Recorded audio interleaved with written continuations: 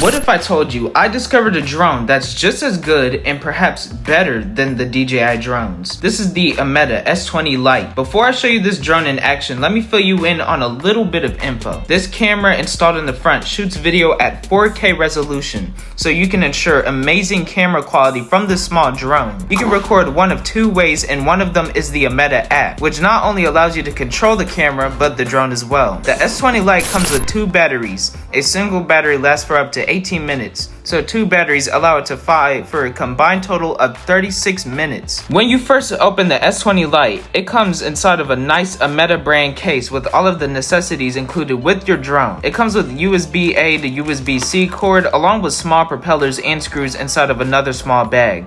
The drone itself and the controller along with it. First, taking it out of the box, the design looks decent.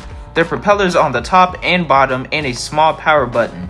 The controller itself matches with the drone, and it has a small middle latch that you can flip open to reveal a power button, which I figured is used to power on the controller, and a small lever underneath that adjusts the speed of the drone based on two levels, speed 1 and speed 2. Then there are buttons on the left and right to take pictures, record video, and adjust camera direction. You can even choose to stop the drone in place with the camera, spin it around, flip it around, or make it go up and down. And I almost forgot to mention the middle latch that hides the button is also a phone holder, allowing you to record the drone while flying it at the same time.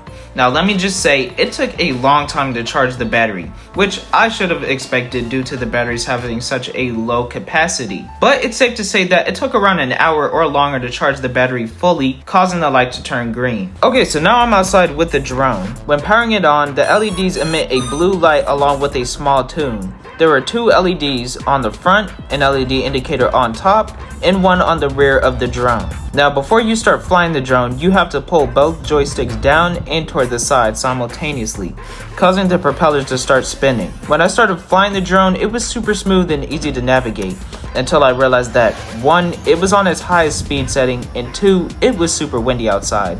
So I should have realized that there would have been some difficulty flying the drone. So for your safety's sake and the sake of your drone, do not fly it at speed 2, and definitely do not fly it when it's windy outside. Also keep in mind, although this drone has a 4K camera, if your phone doesn't have a lot of storage space, the quality of your videos and photos will not be at 4K resolution. Now later on that day, I decided to give it a second fly under better conditions and at the lowest speed setting. Smoothest drone ever. Even under a bit of wind, this drone is definitely beginner friendly. It rises and descends nicely with the left Joy-Con, smooth turns, and I pressed on the rotating button and it actually did well with spinning in place. I moved it back and forth with the right Joy-Con and I can actually control it with my hand. The bottom sensor allows me to move the Ameta S20 Lite in different directions with my hand. It even operates well in extremely high places. If I had to rank this drone on a scale of 1 to 10, I would give it a good 8.5 out of 10. I had a really nice experience with this drone and I think it's very beginner friendly. And plus, when you purchase the drone, it comes with a 6-month warranty. Final thoughts, I actually think having this drone is a very useful tool for video recording and content. This is the perfect tool for capturing long distance shots, aerial and cinematic views, difficult angles, and you can do a 360 shot while having a 4K camera. But the big question is this drone better than something like the DJI Mini 2?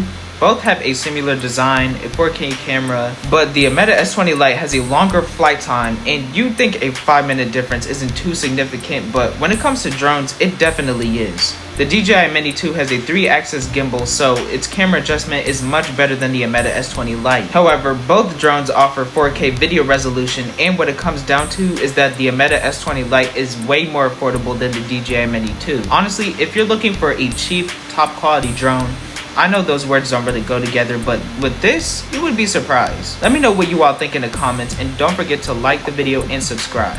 And I'll see you in the next one.